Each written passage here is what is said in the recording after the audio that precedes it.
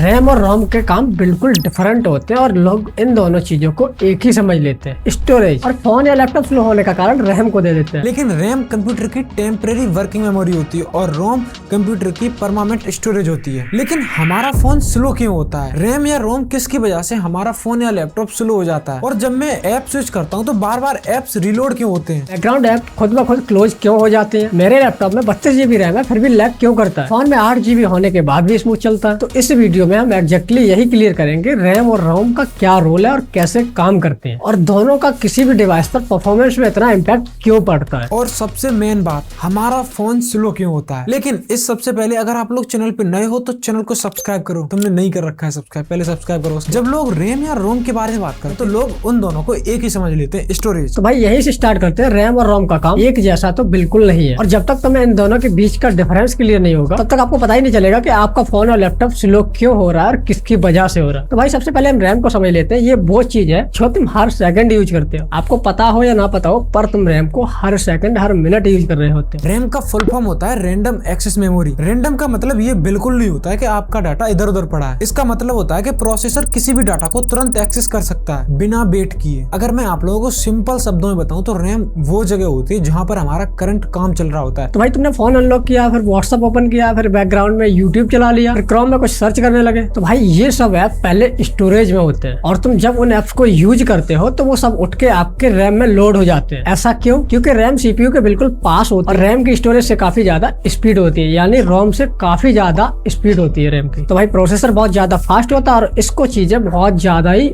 Speed में चाहिए होती है। अगर उसे डेटा लेने के लिए वेट करना पड़ेगा तो वही लैग तुम्हें हैंग लगने लगता है। इसीलिए जब भी आपके फोन या सिस्टम में ज्यादा रैम होती है तो आप एक साथ एक टाइम पर बहुत सारे एप्स चला सकते हो, यानी मल्टीटास्किंग कर सकते हो। लेकिन अगर रैम कम होती है तो तुम लैग देखते हो, बार बार रिलोड देखते हो, और जब आपका लैपटॉप शट डाउन होता है या फोन स्विच ऑफ होता है या गलती से बैटरी निकल जाती है या बैटरी खत्म हो जाती है तो रैम तुरंत खाली हो जाती है। जो आपका व्हाट्सएप, यूट्यूब एंड क्रोम जो बैकग्राउंड में चल रहा था वो तुरंत बंद हो जाता है और इसी वजह से रैम को बोला जाता है टेम्पररी मेमोरी। भाई इसका एक ही रूल होता है कि जब तक आपका सिस्टम ऑन है तब तक ही काम करेगी और जैसे ही सिस्टम ऑफ हुआ रैम ब्लैंक हो जाती है। इसीलिए तुम लैपटॉप या मोबाइल रिस्टार्ट करते हो तो पहले से खुले हुए ऐप आपको नहीं मिलते क्योंकि वो स्टोरेज में नहीं रैम में थे और रैम ऑलरेडी साफ हो चुकी है। तो भाई रैम का मेन काम होता है स्पीड देना। रैम डाटा पढ़ती है और लिखती भी है और काम खत्म होते ही सारा डाटा हटा भी सकती है और इसी की वजह से मल्टीटास्किंग पॉसिबल होती है। तो ये बिल्कुल मत सोचना कि मेरे सिस्टम में ज्यादा रैम है तो मेरा कंप्यूटर बहुत तेज काम करेगा। अगर आपका सीपीयू वीक है और स्टोरेज की रीड एंड राइट स्पीड बहुत स्लो है और हो सकता है कि सॉफ्टवेयर प्रॉपर्ली ऑप्टिमाइज ना हो तो 32 GB रैम भी आपके सिस्टम को रॉकेट नहीं बना सकती। रैम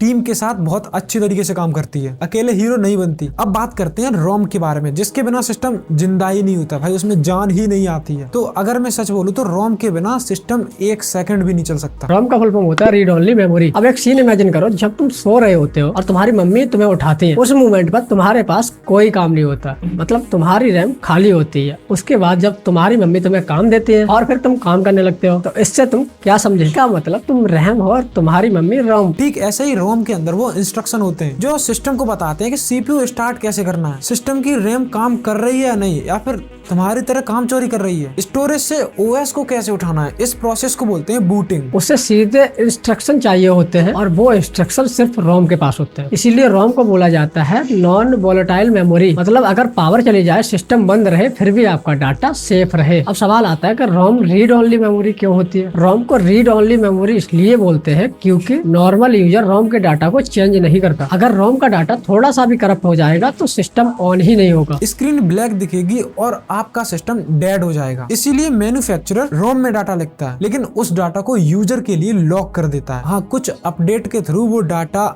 ओपन हो सकता है लेकिन वो भी कंट्रोल्ड में होता है और जीरो मिस्टेक के साथ होता है। रोम के अंदर बायोस होते हैं जो हार्डवेयर और ऑपरेटिंग सिस्टम के बीच में ब्रिज का काम करते हैं। अब अगर रैम और रोम को साथ समझे तो भाई रैम बिना रोम के यूजलेस, क्योंकि रैम तब काम करती है जब सिस्टम पहले से ही स्टार्ट हो चुका होता है, और रोम बिना रैम के अधूरी है क्योंकि रोम सिर्फ सिस्टम को स्टार्ट करवा सकती है बट काम नहीं करवा सकती। रैम फास्ट होती है क्योंकि उसका काम ही स्पीड देना होता है, रोम स्लो होती है क्योंकि उसका काम स्टेबिलिटी देना होता है। इसी बैलेंस की वजह से फोन और कंप्यूटर स्मूथली काम करते हैं और जब ये बैलेंस बिगड़ता है तो आपको अपना फोन स्लो लगने लगता है। अगर आपका इस वीडियो से रैम और रोम के बीच का कंफ्यूजन क्लियर हुआ है तो वीडियो को लाइक कर देना एंड अगर आप लोग चैनल पे नए हो तो भाई सब्सक्राइब वो दबा दो, वो जो बटन है उसको दबा दो। बाकी मिलते हैं नेक्स्ट वीडियो में। तब तक के लिए गुड बाय। टेक की बात आपके